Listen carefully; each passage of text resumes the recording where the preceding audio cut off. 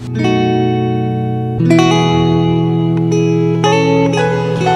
is Rachel Baker here at the Oxford Township Cemetery doing a cemetery tour. We're going to go and see what this is all about and learn a bit about Oxford's history. Come with us.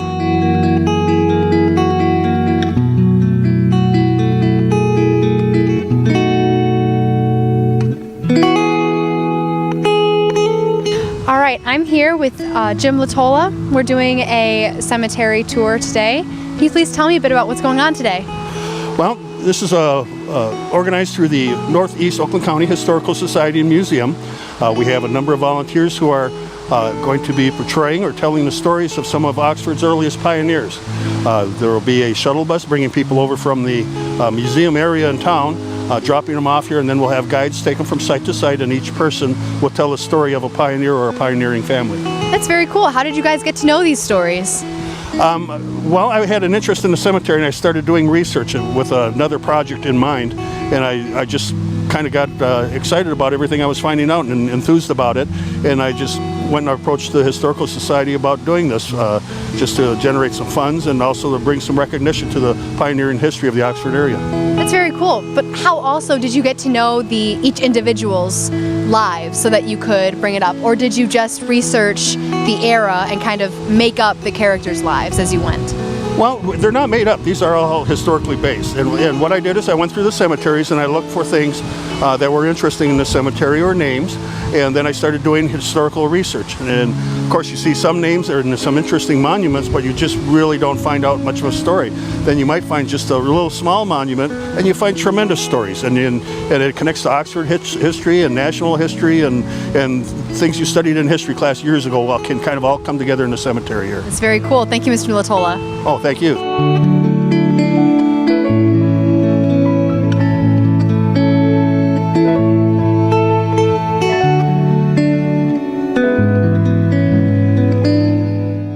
Hello, my name is William Powell. I was born in 1795, and my wife and 4 sons came to Oxford Corners in roughly 1835. The gap that you see in the buildings downtown on the northwest side of town is where my hotel was. And so in those days they called it a tavern. However, we did not serve spirits. We were Christian people, members of the Methodist Church, and we sold the hotel later, and I became township supervisor. Oh, by the way, the hotel, I was the first postmaster in Axford. We took it over, and I was township supervisor at one time, and I was also a constable, and so it's very much involved. Our 4 sons, were proud of them. One became a judge, one was a captain in the Civil War, one went to Chicago and became involved in the railroad over in Chicago, and lived very well, he and his wife. And another one had a farm. In fact, our family farm is where the firehouse is now on the north end of Axford. And the street that's named after my last name runs off of Gillespie Street, about 2 blocks from Burdick. Runs north along the trail there. And I died in 1854. I was 59 years old, which was probably somewhere around average age in those days. Some men lived longer, of course, but that was been about average.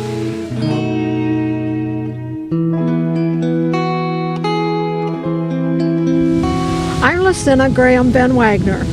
I am the daughter of Alexander Graham who was the first settler in Oakland County. I married into the Van Wagner family. Hannah and Michael Van Wagner were from New York.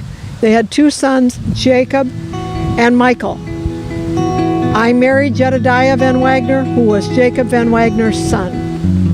And we came to settle here in Oxford and had 3 children.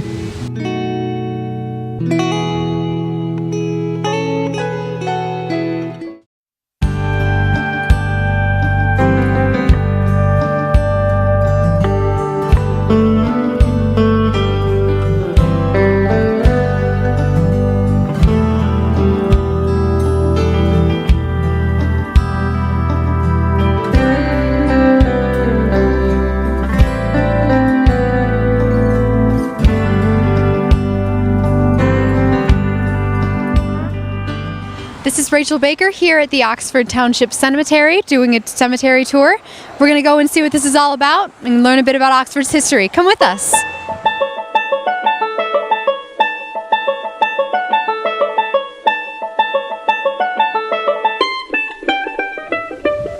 My name is John Sippy, and in 1824, when I was 15 years old, I began to manufacture millstones from boulders that I found turned up in farmers' fields and in the rivers and streams.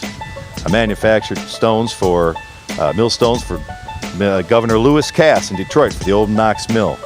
Many of the mills out in Rochester, I made the stones for that as well. And I married my wife, Miss Mary Graham, in 1830, and I'm buried here, passed away in 1864.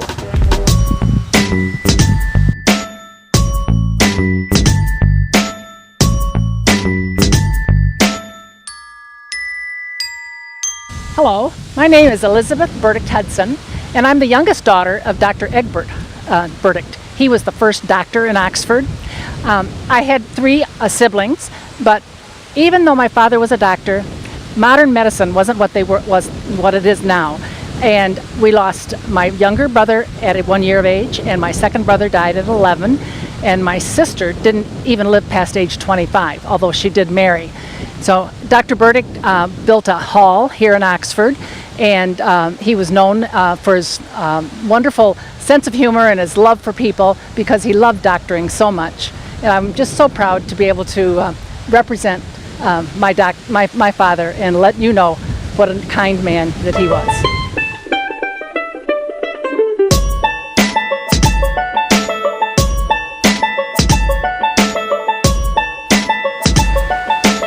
Hello, I'm Samuel Axford III, the Honorable Samuel Axford, who was the 3rd settler to Oxford Township.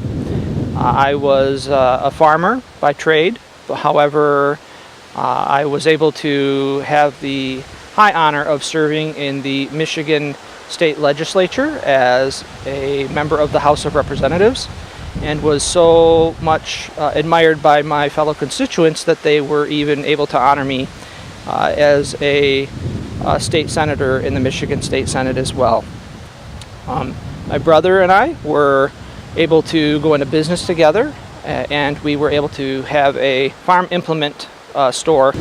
I am one of 13 children and had the very fortune of having 8 children with my wife Phoebe Summers. I hail from Oxford Township, New Jersey. My wife is from Macomb County in Shelby Township.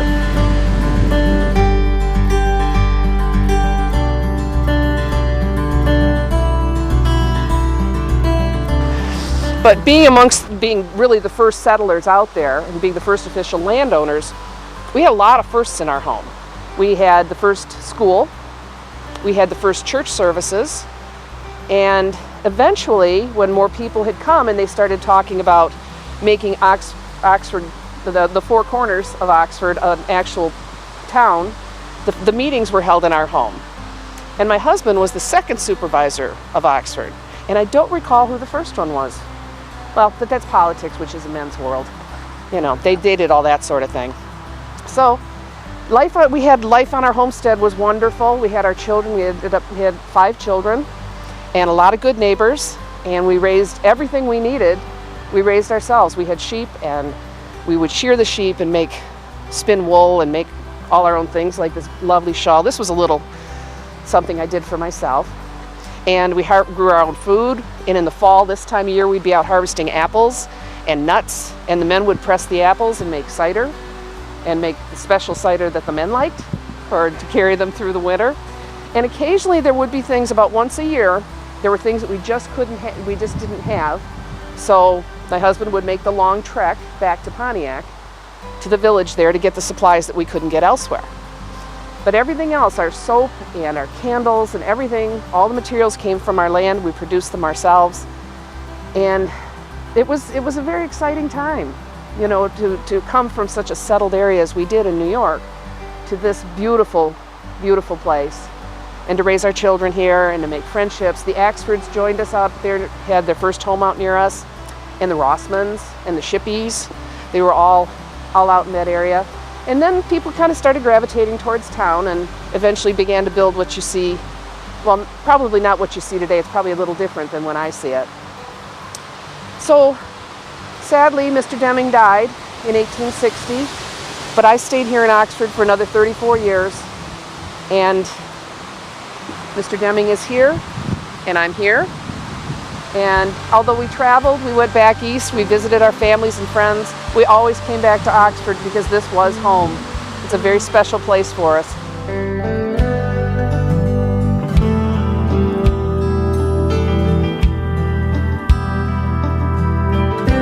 Hello, I'm Eliza Moyers. I'm the wife of John Moyers.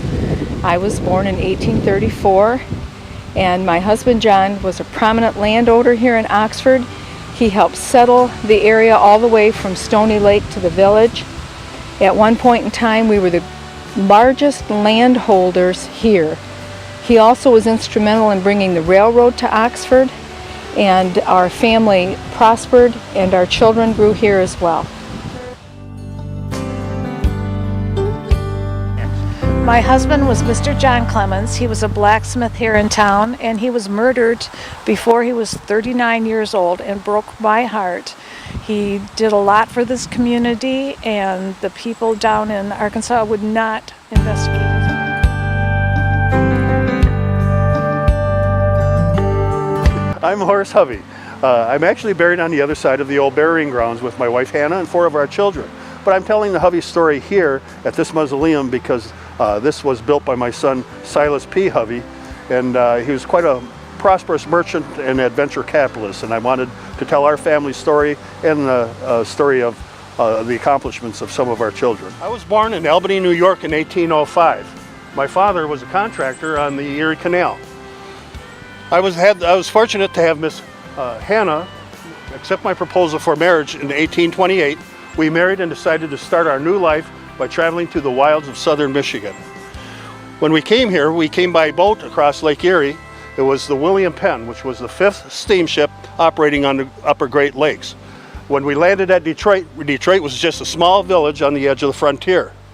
We made our way to Rochester and settled at our first home in Rochester.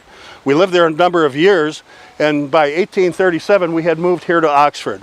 When the first official annual township meeting was held, I was present. We elected the officers for the township, and I was elected constable. I continued to farm, and we kept raising our family. Our family grew with the arrival of each of our 12 children. I was presented with the opportunity to buy the Exchange Hotel in 1843, which seemed like a good proposition to me. So the family continued farming, and we also worked as a family in our hotel. I sold the hotel in 1865. We had lived there with our family along with our guests. I sold it in 1865, and Mr. Cole purchased it. It went through a number of owners and name changes through the years until 1877, when it was burnt down to the ground during the notorious fire of 1877 that destroyed the Southwest Business District in downtown. We're proud of all our children, and we love all our children, but I'm particularly proud of accomplishments of 2 of our sons. Our one son, Horatio, went on his own at the age of 14. He provided for himself, started his own business, and through his hard work, smart businessman workmanship, he ended up being one of the most prominent men in Muskegon, Michigan. After we had sold the hotel, myself and Hannah moved and lived with Horatio for a number of years. Hannah died there, and we always considered Oxford our home. So upon her passing, we returned her remains to the site on the other side of the burying ground where she was buried with our 4 children who had preceded us in death. I then moved to Detroit to live with my son Silas. Now Silas, he was also quite prominent businessman, but he was in the city of Detroit. He started out as a merchant in Oxford. During the Civil War, he went to Pontiac. There he purchased a dry goods business, which he operated for a number of years. He then got involved in the timber and lumber trade in Ionia, Michigan until about 1872, or 1882, excuse me. He sold that. He also purchased a 4,000-acre seed and stock farm in Yellow Medicine, Minnesota. After he sold that, he was one of the original founding members of the Dime State Bank. The Dime State Bank was started in Detroit, and it's got its name from its proposition that anybody could open an account as long as they had 10 cents. Well, it built up to be one of the most prominent banks in the city of Detroit. After my passing, it continued, and it became not only one of the largest, but it also built one of the first skyscrapers in the city of Detroit. That building exists to this day. Of course, when Silas passed, he also considered Oxford his home, and he returned here. He had built this mausoleum for him and his wife. They are interred here. He married a woman by the name of Glaspie, which is a familiar name around town here. On their passing, they were both interred in this mausoleum. The mausoleum is described as a classic vestibule mausoleum. There's a vestibule in the center portion. There are room for 3 internments on each side of the vestibule.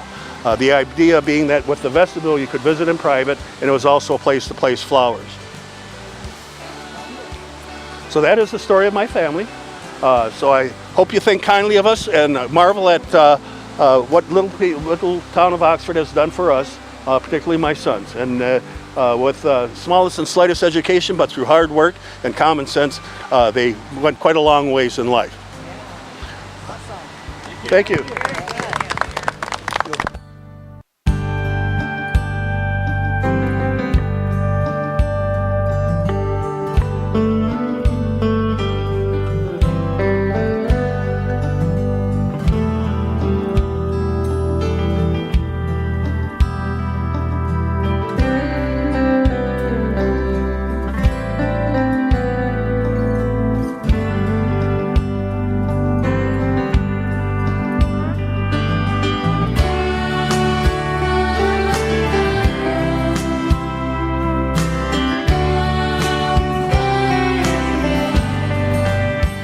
All right, that's all from the Oxford Cemetery Tour. We got to talk to some people and learn about Oxford history and see what people actually founded this place. It was a lot of great education. Thank you for coming out.